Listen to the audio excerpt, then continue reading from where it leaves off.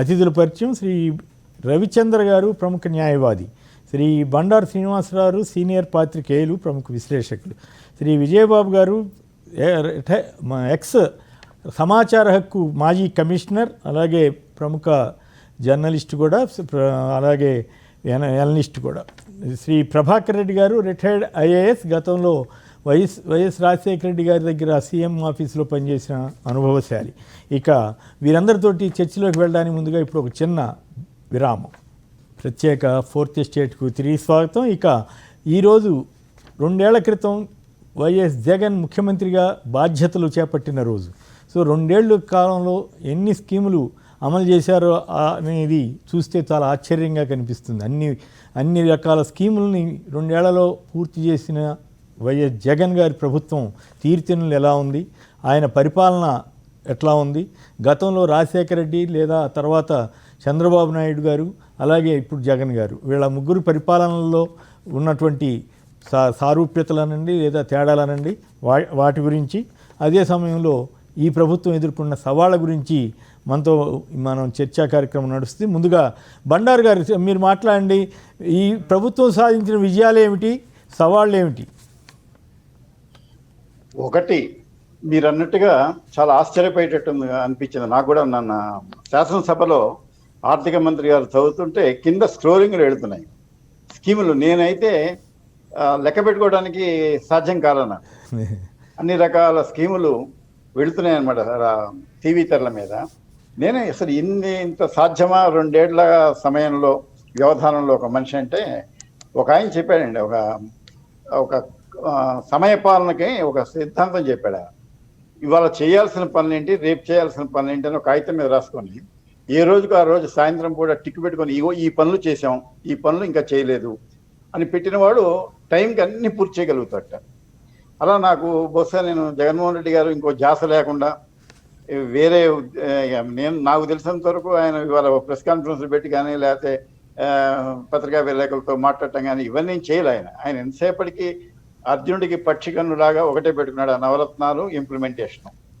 అది పెట్టుకొని దాంతో ఇక మమేకమైపోయి ఎవరు ఎన్ని విమర్శలు చేసినా, ఎంత గందరగోళం చేసినా, ఒకసారి మీకు కూడా చెప్పినట్టున్నాను, ఏదో రైల్వే స్టేషన్లో అంత గందరగోళంగా ఉంటుంది, ప్లాట్ఫామ్ మీద హడావుడిగా ఉంటుంది, ప్రయాణికులు వస్తుంటారు పోతుంటారు, పోర్టర్లు కేకలు పెడుతుంటారు.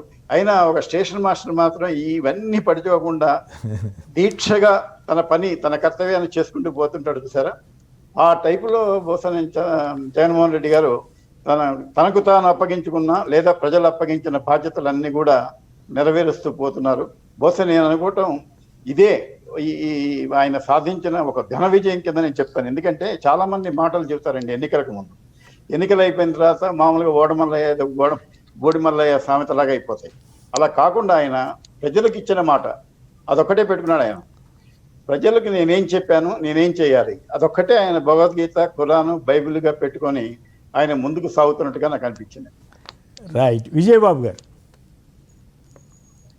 గతంలో కూడా ఒక చిన్న కవితాత్మకంగా చెప్పానండి.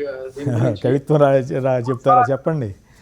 జనసాగర తరగలపై తేలియాడిన నావికుడు, బాటలు నడిచి పేటలు కడిచి సూర్యధూళిలో స్నానమాడిన జనశ్రామికుడు, సాయానికి వ్యవసాయానికి అర్థం తెలిసిన కర్షక మిత్రుడు.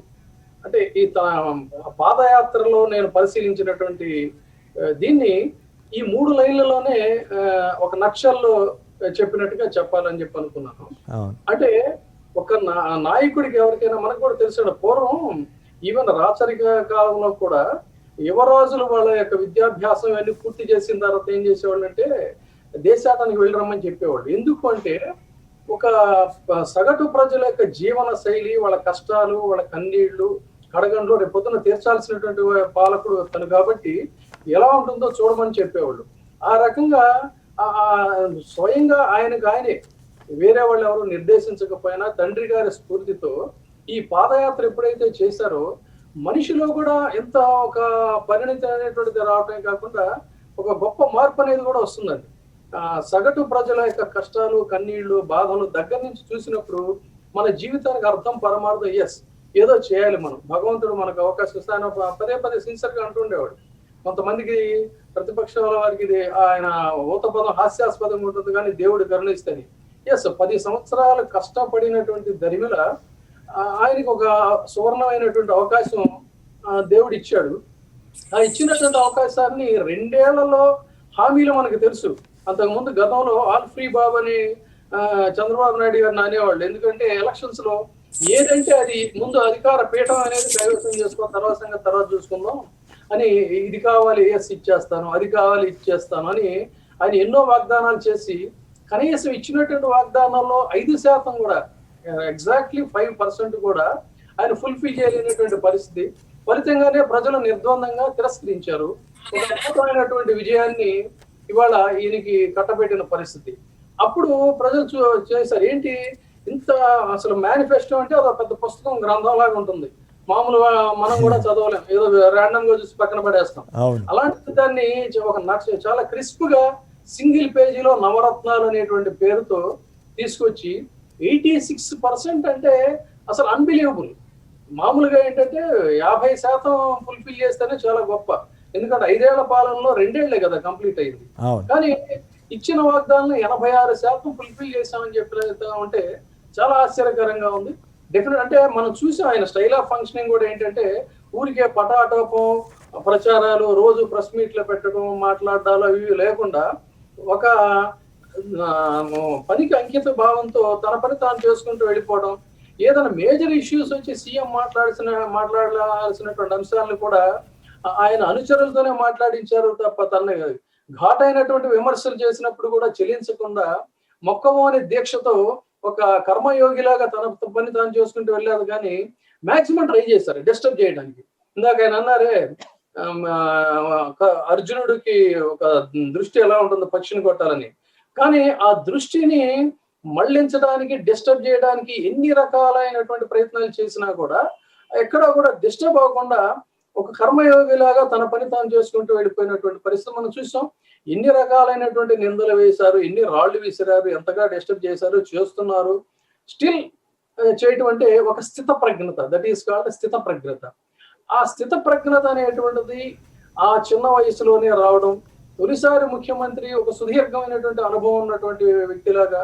ఇంకా మనం కంపేర్ చేసి చూసుకోవాలంటే ఒక మన పక్కన ఉన్నటువంటి ఒరిస్సా ముఖ్యమంత్రి పట్నాయక్ ఒక సుదీర్ఘ అనుభవం ఉన్నటువంటి వ్యక్తి.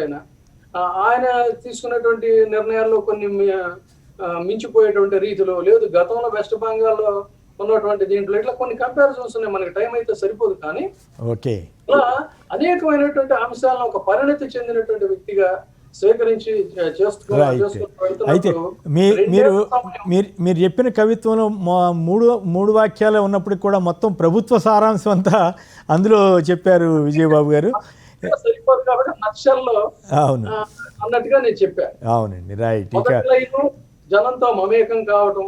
ఇవాళ నేను చెప్పిన దీన్నే జనశ్రామికుడు అంటే సూర్యధూళిలో స్నానమాడిన జనశ్రామికుడు అనడానికి ఒక సింబాలిక్ ఇవాళ సాక్షిలో కూడా ఒక మంచి ఫోటో వేశారు. సూర్యధూళిలో స్నానమాడినటువంటి స్వేద బిందువులు ఉన్నటువంటి చిత్రాన్ని అది. అలాగే కర్షకుల యొక్క ఇది. సో జనసాగర తరగలపై ఆ జనసాగర తరంగాలు ఎలా ఉన్నాయనేది కూడా మనం చూసాం. Okay, right. చాలా ఆసక్తికరంగా మాట్లాడారు విజయబాబు గారు. ఇక ప్రభాకర్ రెడ్డి గారి దగ్గరికి వెళ్దాం. ప్రభాకర్ రెడ్డి గారు, మీ కామెంట్ చెప్పండి. జగన్ ప్రభుత్వం సాధించిన విజయాలు కానీ ఇతరత్ర ప్రభుత్వం ఎదుర్కొంటున్న సవాళ్లు కానీ ఏమిటి మీ అనుభవంలో?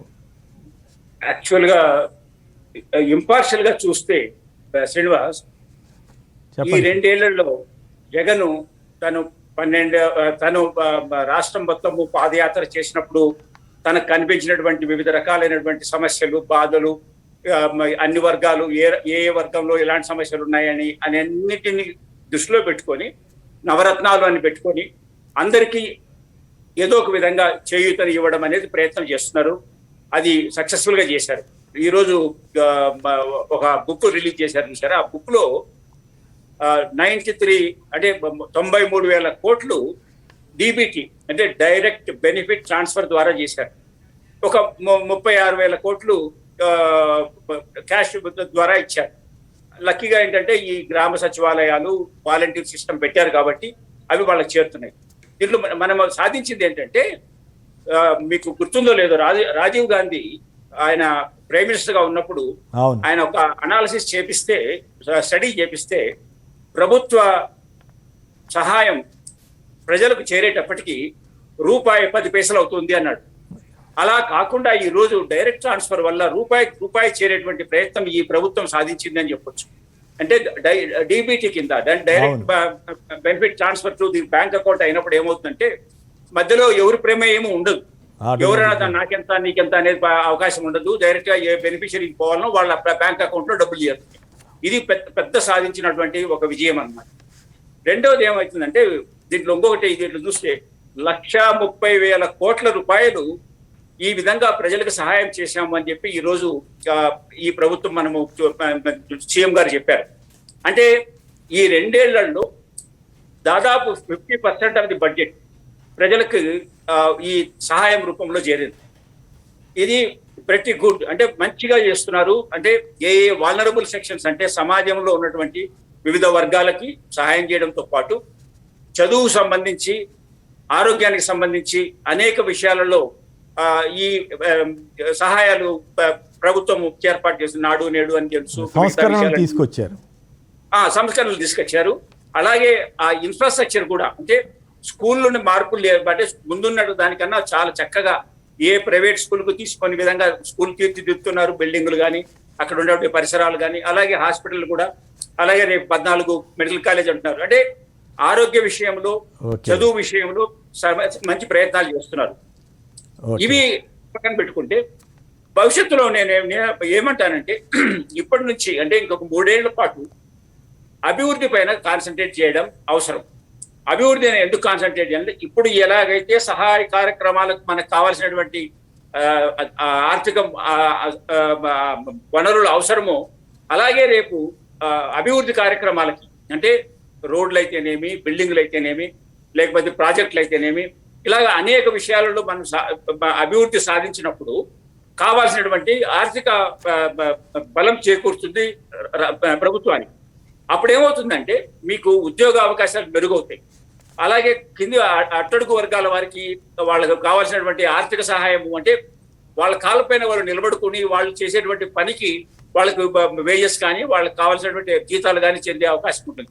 సో దానిపైన దృష్టి పెట్టేటువంటి ప్రయత్నం చేయాలి రాబోయే రోజుల్లో. అంటే ఇవి ఎలాగో సక్సెస్ఫుల్ గా చేస్తున్నారు, అవి కంటిన్యూ అవుతాయి. కంటిన్యూ చేసుకుంటూ ఈ అభివృద్ధి పైన దృష్టి పెట్టడం అనేది ఇప్పుడు ఈ ప్రభుత్వం ముందున్నటువంటి సవాల్ అన్నమాట. ఈ సవాల్ని ఎలా చూసుకుంటారు, ఏ విధంగా వనరులను మొబిలైజ్ చేస్తారు, ఏ విధంగా వాటిపైన ప్రియారిటైజ్ చేసుకొని, ఇప్పుడు పోలవరం ప్రాజెక్ట్ ఉంది, అది ఒకసారి అయిపోయింది అనుకోండి, దానివల్ల చాలా లాభాలు ఉన్నాయి. అట్లా విశాఖపట్నం వరకు మంచినీళ్ళు, ఇరిగేషన్ వాటర్ ఇట్లా విజయవాడ వరకు వస్తుంది. దాంతో పాటు రాయలసీమకు కూడా మనం డైవర్ట్ చేసేదానికి ప్రయత్నం చేయొచ్చు. అట్లా ప్రాజెక్టులని, రోడ్లని, ఇంకా వేరే విషయాలపైన శ్రద్ధ చూపించాలనేది నా ఆలోచన, నా సలహా ఈ ప్రభుత్వం. ఓకే, బాగానే ఉంది. కానీ అభివృద్ధి అంటే ఏమిటి అనేది కూడా ఒక చర్చనీయాంశం. ఇప్పుడు ప్రతి ఊళ్ళోనూ గ్రామ సచివాలయాలు కట్టడం, రైతు భరోసా కేంద్రాలకి భవనాలు కట్టడం, లేదా ఈ విలేజ్ క్లినిక్స్ పెట్టడం, ఇవి కూడా అభివృద్ధి కిందకే వస్తాయేమో ప్రభాకర్ రెడ్డి గారు. మీరు వాటి గురించి కూడా ఆలోచించండి. మరి రవిచంద్ర గారు మాట్లాడిన తర్వాత మళ్ళీ మాట్లాడదురు. కానీ రవిచంద్ర గారు ఫస్ట్ అండి, 2 years ఒక ప్రభుత్వాన్ని అసెస్ చేయడం అనేది చాలా తొందర అయిన అసెస్మెంట్. నార్మలీ వెస్టర్న్ కంట్రీస్లో హనీమూన్ పీరియడ్ అంటారు. హనీమూన్ పీరియడ్, వాటికి టైం ఇస్తారు, కొంచెం సేపు ఇచ్చి వాళ్ళని ప్రభుత్వంలో అడ్జస్ట్ అవ్వడానికి. అవన్నీ ఓవర్కమ్ చేసుకుంటూ ఒక 2 yearsలో ఎలక్షన్ ప్రామిసెస్ని గుర్తుపెట్టుకొని వాటిని ఒక బకెట్ లిస్ట్ లాగా పెట్టుకొని ఒక్కొక్కటి టిక్ చేస్తూ నేను ఇంత చేస్తున్నా అనేది వెరీ రేర్. అది మేనిఫెస్టో కార్యాలయాల్లో పెట్టుకున్నారు.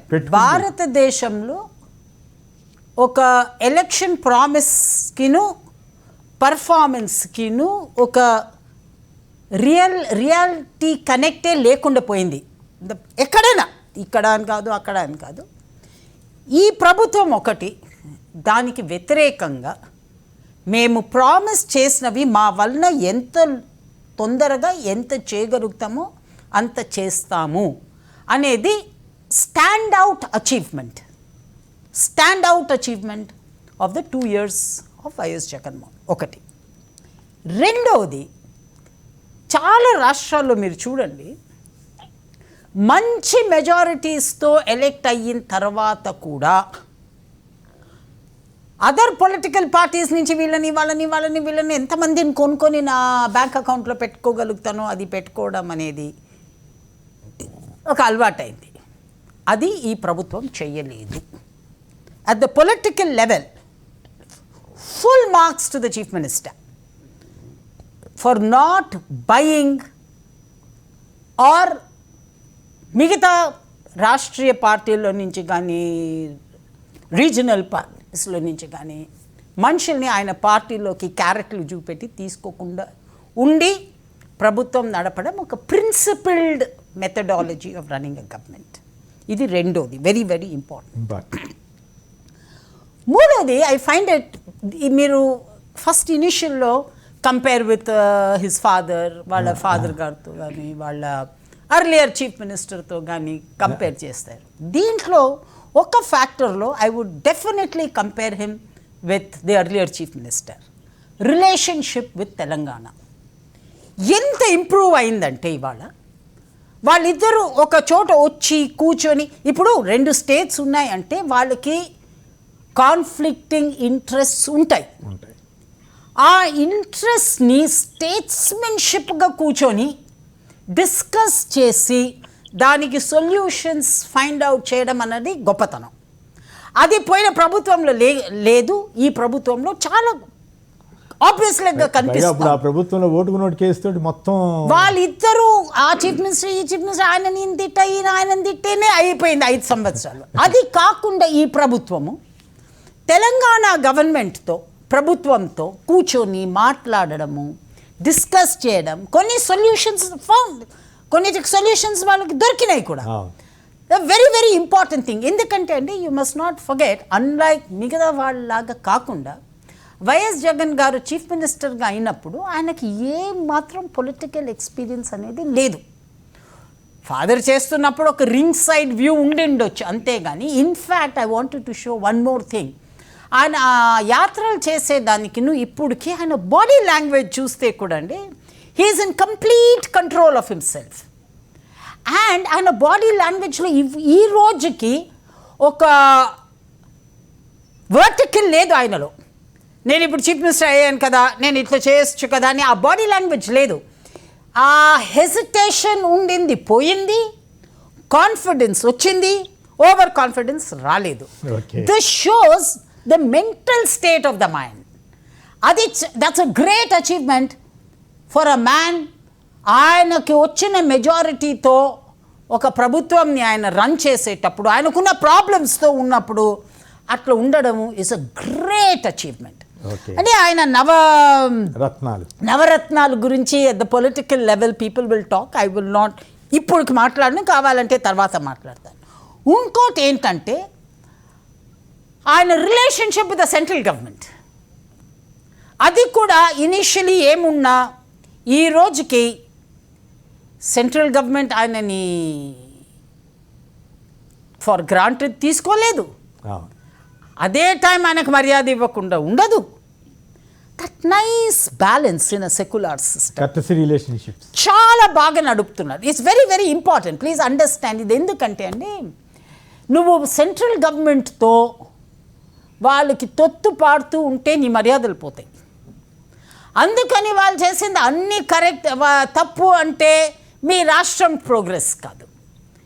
ఈ రోజుకి ఆయన ఈ స్పెషల్ స్టేటస్ని అనవసరమైన డిబేట్ కాకుండా నాకు ఎంత ప్రోగ్రెస్ వస్తుందో ఆ ప్రోగ్రెస్ పైన కాన్సన్ట్రేట్ చేసుకుంటూ ప్రభుత్వాన్ని నడపడం అనేది నా ప్రకారం it's a very very conscious decision.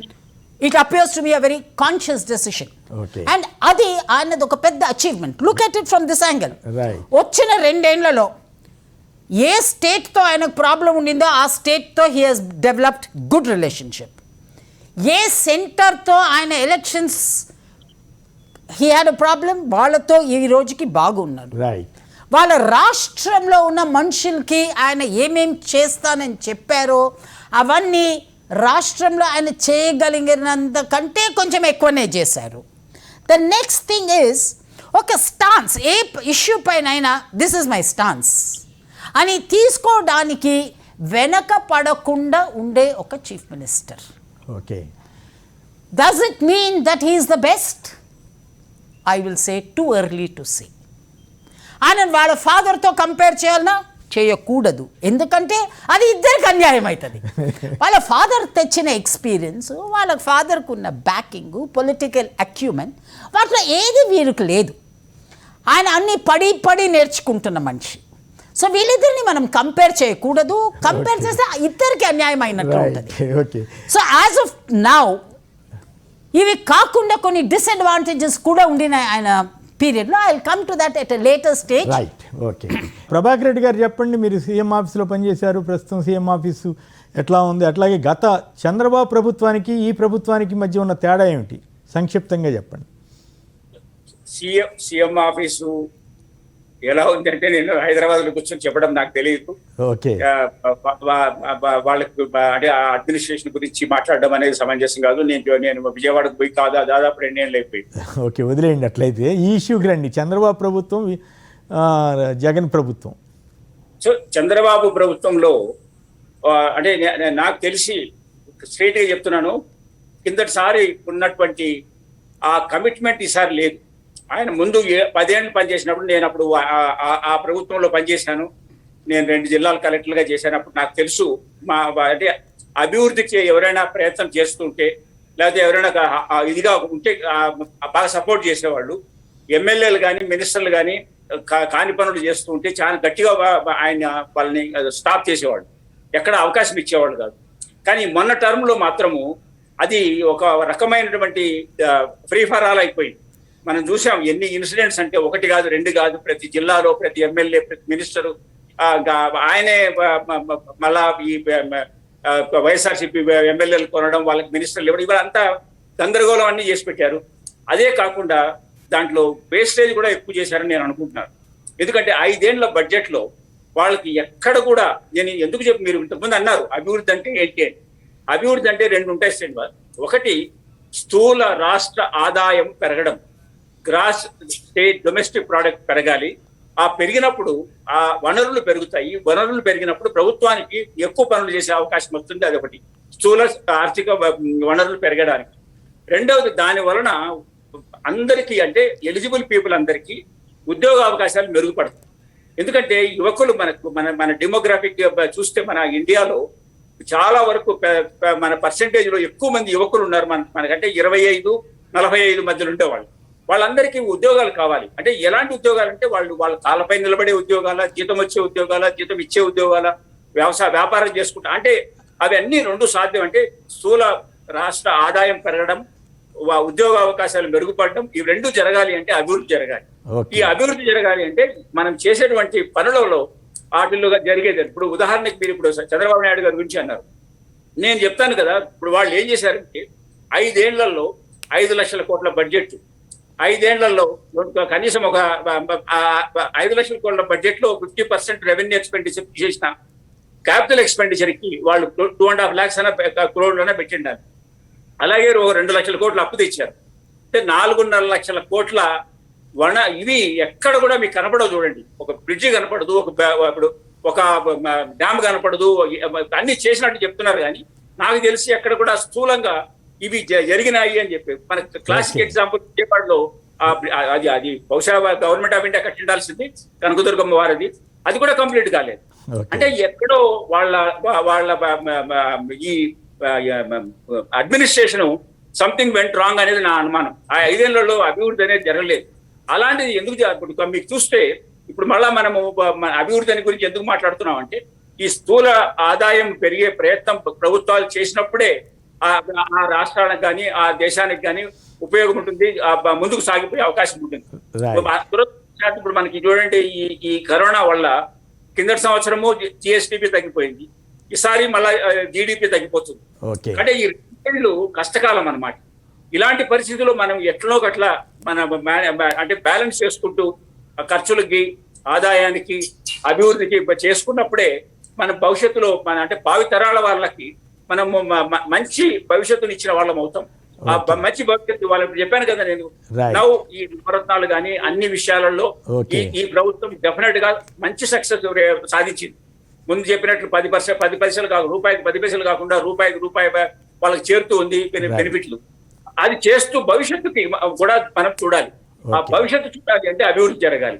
ఆ అభివృద్ధి అంటే మనకి రిటర్న్ ఆన్ ఇన్వెస్ట్మెంట్ అంటారు చూసారా, మనం ఖర్చు పెట్టే కొద్ది. అంటే 2 రకాల థీరీలు ఉన్నాయి. మీరు చెప్పేది ఒక థీరీ ఉంది, ఇంకో థీరీ ఏమో ప్రజలకు డబ్బులు ఇచ్చి ఖర్చు పెట్టించి తద్వారా ఇది పెంచడం. అమెరికాలో ఈ టైప్ ఆఫ్ ఇదే జరిగింది. 2వ ప్రపంచ యుద్ధం తర్వాత జరిగినటువంటి పరిణామాల్లో అప్పటి ప్రెసిడెంట్ రూజ్వెల్ట్ ఏం చేశాడు, మొత్తం జనానికి డబ్బులు ఇచ్చి మీరంతా కొనుగోలు చేయండి అన్నాడు, తద్వారా శక్తి పెంచాడు. సో అదొక థీరీ, మీరు చెప్పేది ఒక థీరీ. I'm not contradicting. మీరు చెప్పేది కరెక్ట్. అలాంటి సమయంలోనే ఆయన మ్యాసివ్ ఇన్ఫ్రాస్ట్రక్చర్ డెవలప్మెంట్ చేశారు. రోడ్లు వేయడము, బిల్డింగ్లు కట్టడం. ఎందుకంటే అవి కట్టినప్పుడు ఆ డబ్బులు కూడా ప్రజలకు చేరుతాయి, అమ్మకాలు కొనుగోలు జరుగుతాయి, ప్రజలకి కూలీ దొరుకుతుంది. తర్వాత ఇప్పుడు ఏమైంది, అమెరికాలో ఉన్నటువంటి రోడ్ ఇన్ఫ్రాస్ట్రక్చర్ ఆ రోజుల్లో పెట్టింది. అంటే వాళ్ళకు ఉన్నటువంటి డబ్బుల్ని ఒక రకంగా ఏదో ఒక అంటే డెవలప్మెంట్ ప్రాజెక్టుల పైన పెట్టారు, రోడ్డు కనెక్టివిటీ ఇంప్రూవ్ చేశారు. సో మ్యాసివ్ రోడ్డు కనెక్టివిటీ వచ్చింది, ప్రజలకి డబ్బులు ఆదాయం, మీరు చెప్పిన డబ్బులు కూడా ప్రజలు ఖర్చు పెట్టి మళ్ళీ రిటర్న్స్ వచ్చాయి. సో ఇది ప్రాసెస్, ఎకనామిక్ ప్రాసెస్ ని టర్నింగ్ చేయాలి. జర్నింగ్ చేసినప్పుడే రిటర్న్స్ వస్తాయి, దాంతో మనము భావితరాల వాళ్ళకి ఉపయోగపడేటట్లు ఉంటుంది. ఇప్పుడు మీరు చెప్పిన 2వ ప్రపంచ యుద్ధంలో చేసినటువంటి ఆ రోడ్లే ఈ రోజు అమెరికా మనం గొప్పగా చెప్పుకుంటాం ఎవడన్నా ఎవరన్నా మాట్లాడటం. సో అసెట్ క్రియేట్ కావాలి, అసెట్ క్రియేట్ రిటర్న్స్ వస్తాయి. Right, okay. బండారు గారు చెప్పండి, గత చంద్రబాబు ప్రభుత్వానికి ఈ ప్రభుత్వానికి ఉన్న తేడా.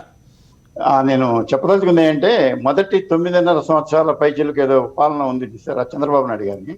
యాక్చువల్గా మీరు ప్రత్యక్ష సాక్షి, దాంట్లో సందేహం లేదు, నేను కూడా ఉన్నాను. అయితే జగన్మోహన్ రెడ్డి గారు ఈ 2 ఏళ్ళు, మన వైఎస్ రాజశేఖర రెడ్డి గారి 5 సంవత్సరాల కొన్ని నెలలే, తర్వాత దురదృష్టకర సంఘటనలో చనిపోయినారు కదా, అంతా కలిపినా కూడా చంద్రబాబు నాయుడు గారి ఎక్స్పీరియన్సే ముఖ్యమంత్రిగా ఎక్కువ ఉంది, వీటిద్దరితో పోల్చినా కూడా, తండ్రి కొడుకులతో పోల్చినా కూడా. కానీ నేను చెప్పదలుచుకుంది ఏంటంటే, ఆ రోజుల్లో అప్పుడే న్యూ ఎకానమీ అంతా వస్తోంది దేశంలోకి. అప్పుడు ఆ టైంలో ఎవరున్నా కూడా, అది పి నరసింహారావు గారు ఉన్నా, రాజీవ్ గాంధీ గారు ఉన్నా, ఇంకోళ్ళు ఉన్నా కూడా ఏంటంటే అందిపుచ్చుకోవడం అనేది వాళ్ళకి సులభమైంది. మ్యాన్ ఆన్ ది స్పాట్లో ఉన్న వాళ్ళకి, డిసిషన్స్ తీసుకునే వాళ్ళకి. బహుశా చంద్రబాబు నాయుడు గారికి కలిసి వచ్చినటువంటి విషయాల్లో అదొకటి నేను అనుకోవటం.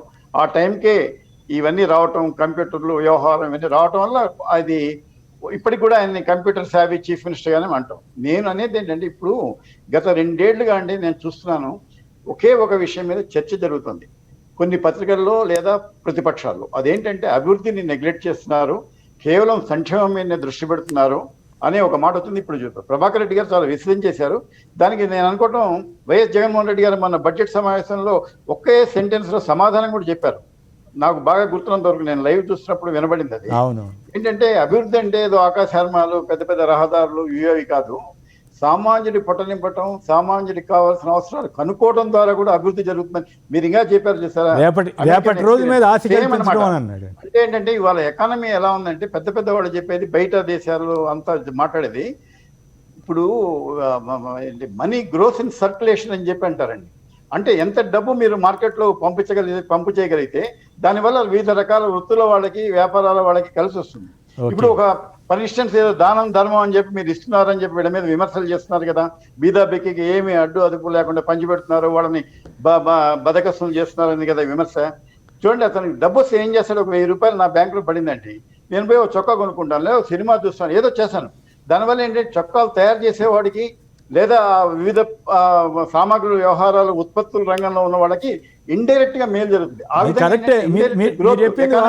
మీరు చెప్పింది ప్రభాకర్ రెడ్డి గారి థియరీ ప్రకారం అయితే ఈ దేశం, ఈ రాష్ట్రం ఎప్పుడో అన్ని సమకూర్చుకుని ఉండాల్సింది, మరి జరగలేదు కదా ఆ థియరీ ప్రకారం.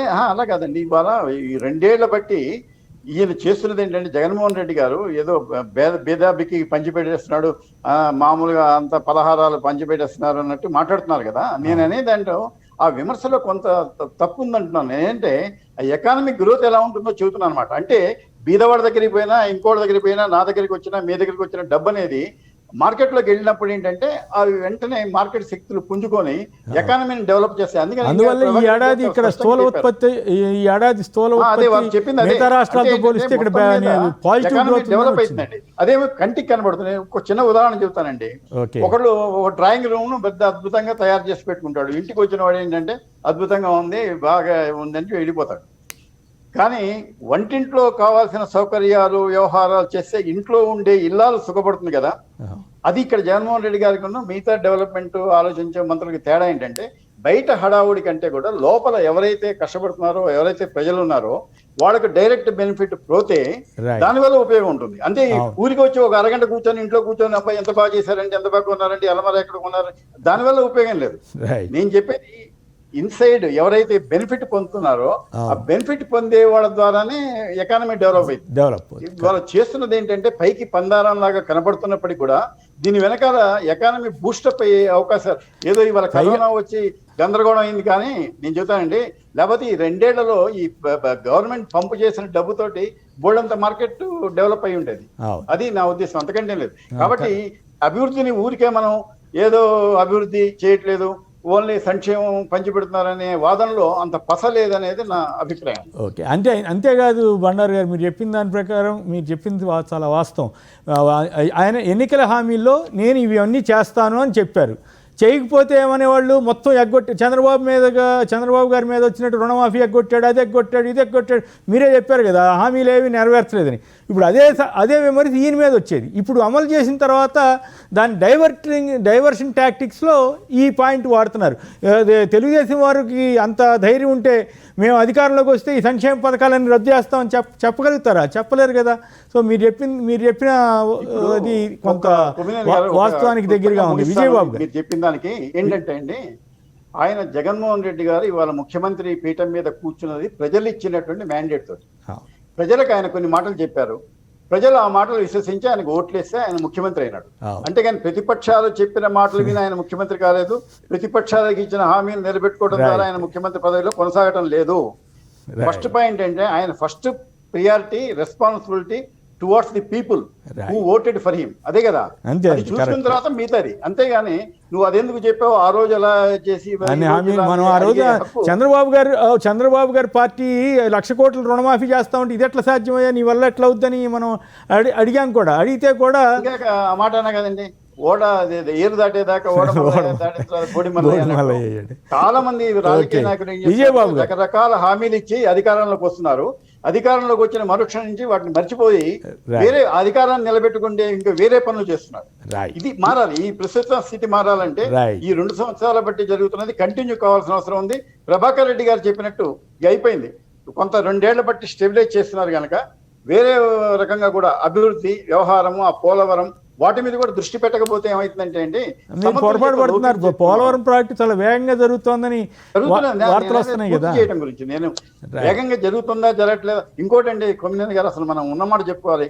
హైదరాబాద్ లో కూర్చొని జగన్మోహన్ రెడ్డి గారి పరిపాలన ఇక్కడ ఎలా జరుగుతుందని నేను చెప్పగలిగినటువంటి చెప్పానంటే మాత్రం నేనేదో తప్పు చేసినట్లు లెక్క. యాక్చువల్ గా బెనిఫిట్ ఎవరైతే పొందుతున్నాడో వాళ్ళు చెప్పేది కరెక్ట్. యాక్చువల్ గా ప్రజలకి మాకు ఇది జరిగింది గవర్నమెంట్ వల్ల అని చెప్తారు చూసారా, వాళ్ళు చెప్పేదే నికార్స్ అయినటువంటి అభిప్రాయం. నేను ఇక్కడ కూర్చొని చెప్పేది అంత నికార్స్ అయిన అభిప్రాయం నేనే. విజయబాబు గారు కార్యక్రమం మొదలవడానికి ముందు ఛానల్లో స్క్రోలింగ్ వస్తూ ఉందండి. ఏమని ఆయన 2 ఏళ్ల పరిపాలనలో ప్రజా సంక్షేమం అని చెప్పని పప్పు బెల్లాల్లాగా ధనాన్ని ఖర్చు పెడుతున్నారు, ఒక పాయింట్. సెకండ్ పాయింట్ ప్రత్యేక హోదా అని చెప్పని అన్నారు, దాని గురించి ఏం చేశారు, ఇలా ఏదో 3 పాయింట్లు చెప్తున్నారు. సో వాటికే సమాధానం చెప్తా, ఎందుకంటే అక్కడ వాళ్ళ పర్సెప్షన్ వాళ్ళు వాయించేది వేరేగా ఉంటుంది. కానీ అవే వాటికి చెప్తాం. ఎస్, ఆయన పప్పు బెల్లాల్లాగానే పంచుతున్నారు తప్ప హడావుడిగా హంగామాగా పటాటోపం ప్రచారాలు చేసి స్టార్ హోటళ్లలో కూర్చొని నాన్ వెజిటేరియన్ చికెన్ బిర్యానీలు తినేసి పళ్ళు పాడు చేసుకొని సింగపూర్కి వెళ్ళి వాటిని మళ్ళీ ప్రజాధనంతో పళ్ళు కట్టించుకోవడం, ఇలాంటి పనులు మరి నిజం ఇక్కడ చేయట్లా. ఆయన ఖచ్చితంగా ఏంటంటే పేదలకు కావాల్సింది పప్పే. ఆ పప్పు అన్నం ఏంటనేది ఇందాక ప్రభాకర్ గారు చెప్పినట్టు డిబిటీ, డైరెక్ట్ బెనిఫిట్ ట్రాన్స్ఫర్ అనేటువంటి చేస్తున్నారు తప్ప ఈ దళారులని వీళ్ళని పెట్టి పెద్ద హంగామా హడావిడి చేసి చేయలేదు. కాబట్టి ఆయన డెఫినెట్ గా వాళ్ళు చెప్పినట్టుగా పప్పే పెడుతున్నారు. పిల్లలకి కావాల్సినటువంటి బెల్లం, ఎందుకంటే మనకు తెలుసు అయ్యవారికి చాలు 5 వరహాలు, పిల్లలకి చాలు పప్పు బెల్లాలు అనేది సింపుల్ టర్మ్ అది. ఆ సింపుల్ టర్మ్ లోనే ఆయన పిల్లలకి ఏం కావాలి, సగటు కింది స్థాయి పిల్లలకి ఈ చైతన్యలో, నారాయణలో లక్షలు పోసి, కానీ తల్లిదండ్రులకి ఏంటి, ఇదిగో పక్కన వాళ్ళు చదువుతున్నారు, ఆ పిల్లల్ని నేను చదివించలేకపోతున్నాను. ఎంత అద్భుతమైనటువంటి నిర్ణయం ఉండదు అసలు అది. ప్రభుత్వ పాఠశాలల్లో ఇంగ్లీష్ మీడియం చదివించడం అనేటువంటిది తెలుగు భాషాభిమానిగా నేను చెప్తున్నాను. తెలుగు భాషాభిమానిగా చెప్తున్నాను. ఎందుకంటే మీకు ఇవాళ చూడండి, ప్రపంచంలో అభివృద్ధి చెందిన దేశాలన్నిటిలో కూడా లేదు, జర్మనీ లాంటి ట్రాన్స్లేషన్స్ విపరీతం కదా, లేదు మన రాష్ట్రంలోనే కర్ణాటకను తీసుకుందాం, వెస్ట్ బెంగాల్ తీసుకుందాం, అనేక భాషల్లో వాళ్ళ రచనలు అనువాదాలు అవుతూ ఉంటాయి. ఎందుకు అనువాదాలు అవుతూ ఉంటాయి అంటే వాళ్ళకి ఇంగ్లీష్ వచ్చు. మన వాళ్ళు గొప్ప రచయితలు ఉన్నా కూడా అనువాదం చేయడానికి మన వాళ్ళకి ఇంగ్లీష్ రాదు. సో ఇదంతా కూడా అభివృద్ధిలో భాగమే అవుతుంది కదా. యాంగిల్లో చూసుకున్నా కూడా చాలా ఇంపార్టెంట్ పాయింట్ మాట ఒకటి చెప్తాయి అభివృద్ధికి సంబంధించి. ఇది వాళ్ళు అన్నట్టుగా పప్పు బెల్లాలకు సంబంధించినటువంటి నా సమాధానం ఏంటంటే, ఎస్, ఆయన దళారులకి, ఈ రాజకీయ బ్రోకర్లకి వాళ్ళకి పంచిపెట్టకుండా పేదలకి పప్పు అన్నం పెట్టడానికి ఆయన ప్రయత్నం చేస్తున్నారు. పిల్లలకి బెల్లాలే పెడుతున్నారు. వాళ్ళన్నదే రైట్, ఇది కరెక్ట్. ఇక అభివృద్ధి అనేటువంటిది చంద్రబాబు నాయుడు గారు లాంటి వాళ్ళు ఏం చెప్పేవాళ్ళు అంటే, అభివృద్ధి సంక్షేమం మాకు 2 కళ్ళు అని చెప్పేవాళ్ళు. కానీ దీనికి అసలు అభివృద్ధి సంక్షేమం అనే దానికి ఒక సరికొత్త ప్రాక్టికల్ డెఫినేషన్ ఇచ్చింది. ఏంటంటే 2 కళ్ళు మనకున్న చూపు మాత్రం ఒకటే, చూపు ఒకటే. అంటే అభివృద్ధి అయినా సంక్షేమం అయినా, ఈ అభివృద్ధి అనేటువంటిది సంక్షేమంలోనే ఉంది. ఇందా వారు చెప్పినట్టు కడుపు నిండితే అదే ఆనందం, అదే సంక్షేమం. మన సంక్షేమం ఏంటి, మన కుటుంబం హాయిగా పట్టడం తినాలి, పక్కనోడు ఒక్కడే తింటే సరిపోదు. ఆ రకంగా ఈ వెల్ఫేర్ స్కీమ్స్ ఏవైతే ఉన్నాయో వీటిని కన్స్ట్రక్టివ్ గా అమలు చేస్తున్నప్పుడు దట్ ఈస్ కాల్డ్ వెల్ఫేర్. నీ సంక్షేమాన్ని కాపాడుతానని మనం వాడుతుంటాం సంక్షేమం అనే పదం. ఏంటండి అంటే ఆ సంక్షేమంలో అభివృద్ధి ఉంది, అంతే తప్ప ఆకాశహార్మ్యాలు, ఈ మన గ్రాఫిక్స్, విదేశీ ప్రయాణాలు, లేదా విదేశస్తులను పిలిచి ఇక్కడ స్టార్ హోటళ్లలో నేనండి వాజ్ ఏ ఆర్టీఐ కమిషనర్, నేను చెప్తున్నాను, విజయవాడలో గెస్ట్ హౌస్లు ఫుల్ అయిపోతున్నాయని చెప్పని వాళ్లకు కావలసినటువంటి 3 హోటల్స్ లో కోట్లాది రూపాయలు ఎలా పే చేశారంటే, వాళ్ళు ఈ అక్కడి నుంచి ఫారినర్స్ వస్తే అంటే నేను కూడా ఒకసారి హైదరాబాద్ నుంచి వెళితే గెస్ట్ హౌస్ ఖాళీ లేదని నాకు స్టార్ హోటల్ ఇచ్చారు. ఆ పక్క రూమ్ లో నేను చూసింది ఏంటంటే, ఈ ఫ్లైట్ ఎయిర్పోర్ట్ నుంచి వీళ్ళు డైరెక్ట్ గా వచ్చేసి వాడు అక్కడ వాష్రూమ్కి వెళ్ళి వెంటనే బ్రీఫ్ కేస్ తీసుకుని కాన్ఫరెన్స్కి వెళ్ళిపోయారు. మళ్ళీ ఈవినింగ్ ఫ్లైట్ కి వచ్చి మళ్ళీ వాళ్ళు వెళ్ళిపోయారు. ₹1,00,000 అండి ఆ రూములు, 10 రూములు ఈ ఫారిన్ డెలిగేట్స్. ఆ రకంగా కోట్లాది రూపాయలు. ఇప్పుడు అట్లాంటి ఏం జరగట్లేదులేండి, జరగట్లేదు కదా, జరగలేదు కాబట్టి అభివృద్ధి లేదు వాళ్ళ ఉద్దేశం. కానీ అద్భుతమైనటువంటి నిర్వచనం ఆయన అసెంబ్లీలో చెప్పింది ఏంటంటే, 2 కళ్ళైనా చూపు ఒకటే, దృష్టి ఒకటే. అదే ప్రజలకు అభివృద్ధి అనేటువంటి దృష్టి, దాంట్లోనే అభివృద్ధి ఉంటుంది, సంక్షేమం ఉంటుంది. ఓకే రవిచంద్ర గారు, మీరు చెప్పండి, గత ప్రభుత్వానికి ఈ ప్రభుత్వానికి ఉన్న తేడా ఏమిటి? 16 మెడికల్ కాలేజీలు రాబోతున్నాయి, అదంతా అభివృద్ధి కిందకు వస్తుందా లేకపోతే వైద్య రంగంలోకి కేటాయిస్తారు? ఏంటంటే అభివృద్ధి అండ్ వెల్ఫేర్ ఇవి 2 కాంట్రడిక్షన్స్గా మనం చూడకూడదు. మీరు ఎఫ్డిఆర్ ఎగ్జాంపుల్ తీసుకున్నారు, యుఎస్ గ్రేట్ డిప్రెషన్. ఇండియా ఇవాళ ఆల్మోస్ట్ ఆ పరిస్థితుల్లో ఎన్నో కారణాల వలన ఉంది. కరోనా ఒక చాలా ముఖ్యమైన కారణం. కరోనా నడుస్తున్నప్పుడు నేను డెవలప్మెంట్ యాక్టివిటీస్ కండక్ట్ చేస్తాను, డ్యామ్లు కడతాను, ఇది చేస్తాను, అది చేస్తానంటే నవ్వుతారు. ఇప్పుడు కొన్ని రాష్ట్రాలలో మేము పార్లమెంట్ కడుతున్నాం అన్నప్పుడు పెద్ద కాంట్రవర్సీ వచ్చింది, సెంట్రల్ విస్ట్. సో అది తప్పు. కీన్స్ థియరీ అప్పుడు ఆ టైంలో ఏంటంటే, if they have no work let them dig holes and fill it up అన్నారు. ప్రజల్లో డబ్బులు చేతికి రావాలి. ఈ డబ్బులు అనేది మనం డబ్బు రూపంగా ఇవ్వచ్చు, వస్తువుల రూపంగా ఇచ్చేటప్పుడు కూడా ఆ ప్రొడక్టివ్ ఇండస్ట్రీస్ అన్నీ నడుస్తున్నాయని మర్చిపోదు. ఈ నవరత్నాల్లో ఫ్రీ రీఎంబర్స్మెంట్ ఉంది. ఈ ఫీజు ఎక్కడ పోతుంది? ఇన్ఫ్రాస్ట్రక్చర్తో వచ్చిపోతున్నాయి. Education, it's an investment for tomorrow. అదేలాగా జలయజ్ఞం ఎక్కడ పోతుంది? Production, agriculture, canals, water, right? అదేలాగా అమ్మ ఒడి. ఈ అమ్మ ఒడి డబ్బులు దేనికి వాడతారు వాళ్ళు? It's again going back in to the market. Or స్కూల్స్కి ఫీజులు కట్టడానికి కరెక్ట్, వాటికి పోతున్నాయి. దేర్ ఫోర్ 2.5 lakh హౌసింగ్ అంటే ఏంటండి? 2.5 కాదు, 25 lakhs. 25 lakh housing. 30 lakhs actually. 25 lakhs is the number I had. So these are all welfare mechanisms. బీదోళ్ళని చూసి ఏం చేస్తున్నది. వీటిలో నా ప్రకారంగా ఏం తప్పులు లేవు, తప్పులు నేను చూడను. కానీ let us not jump the gun. ఈ 2 ఏళ్ళు ప్రభుత్వము చాలా బాగా నడిచింది, ఏం ప్రాబ్లం లేకుండా నా 100 ఇద్దామా? నా ప్రకారంగా నో. ఎందుకంటే it has had some serious problems. ఒకటి, the calamity of the Covid. ఇది ఒక ప్రభుత్వం ఎంత బాగా మేనేజ్ చేసినా దీనికంటే బాగా చేసిండొచ్చేమో అని ఒక ఫీలింగ్తోనే ఉంటారు ఎవరైనా, నేను కూడా. ఆ ఇష్యూ పైన నేను ఏ ప్రభుత్వానికి 100 ఇవ్వడానికి సిద్ధంగా లేను. Okay, this is 1. 2, ఒక major problem for the government in the last 2 years has been its relationship, very crucial, with the judiciary. ఎక్కడో తేడా కొట్టింది వాళ్ళిద్దరిలో. ఇది ఎందువలన అయింది, ఎలా సంబంధాలు సరిగా లేకపోతే కాదు, మీరు లాయర్ కదా, సంబంధాలు సరిగా లేకపోతే చట్ట ప్రకారం తీర్పులు ఇవ్వాలా? కాదు, ఏమవుతుందంటే వీఆర్ ఆల్ హ్యూమన్ బీయింగ్స్, చట్ట ప్రకారంగానే తీర్పులు ఇవ్వాలి. అంటే ఇప్పుడు ఇస్తున్న తీర్పులు చట్టానికి వ్యతిరేకంగా మనం అనలేము కదా. మీరు అనకపోవచ్చు, మాకు అందరికీ తెలుసు కదా జనానికి ఎన్ని కేసుల్లో ఏం జరిగింది, ఏ కేసుల్లో ఎటువంటి కేసులకు సిబిఐ ఆదేశాలు ఇచ్చారు. 2 రకాలుగా వీటిని చూడొచ్చు. ఇవే జడ్జ్మెంట్స్ని మనకి